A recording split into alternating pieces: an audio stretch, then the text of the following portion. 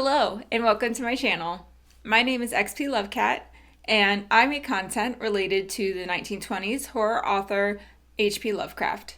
And today I'm going to be reviewing his short story, The Hound.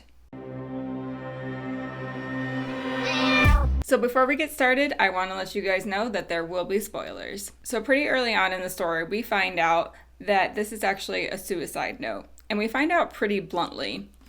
I wanted to read a sentence from the first paragraph, and you'll see what I mean. St. John is a mangled corpse.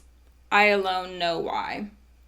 And such is my knowledge that I am about to blow out my brains, for fear I shall be mangled in the same way. So right off the bat, we know there's going to be some murder, there's going to be some creepy stuff that is really making this guy go insane. The story starts out telling us about the narrator and his companion, St. John. They're pretty intellectual people, and they're getting bored with the normal type studies, so they actually resort to grave robbing, as you do when you're bored, apparently. Well, they decide they're going to grave rob. They actually make a museum in their basement of the artifacts from their adventures. And finally, they decide they're going to go on a trip to Holland to dig a grave from someone that is 5 centuries old. They go to this grave. As they're approaching it, they actually hear the sound of a dog or a hound howling at them. But that doesn't stop them. They just keep going, robbing their graves, doing their thing. So when they unearth this corpse, they find that there is actually an emerald amulet inside of the coffin. So they take this amulet and they actually recognize it from the Necronomicon. And this is the first time in Lovecraft's works that the Necronomicon is actually specifically called out.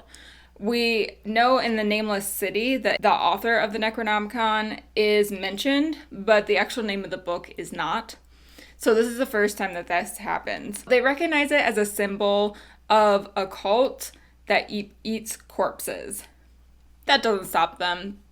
They're going to take the amulet anyway. So they take the amulet home, and they start having these howling interactions at night. These sounds that are haunting them outside of their house, and they even find tracks under their window. But they hang on to this amulet. One night, St. John is walking home by himself, and he becomes a victim to this creature and is torn to shreds. Well, this kind of freaks the narrator out, and so he decides to burn everything in their museum and get the heck out of there. So he does that, but he does take the amulet with him. He keeps hearing these howling sounds, and eventually the amulet is stolen. So he goes back to the original grave, digs it back up, and opens it up, and finds that the skeleton is covered in blood and clenching onto that amulet. The corpse makes a horrifying noise, and the narrator runs away, terrified and overwhelmed by the madness that he had endured. So something that was really interesting about this story was that it had some of the more traditional elements of a horror story.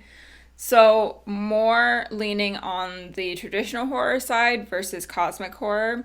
So it was a nice change of pace for Lovecraft, and I actually found that this work was probably inspired a bit by Edgar Allan Poe and how he writes. I thoroughly enjoyed reading this story.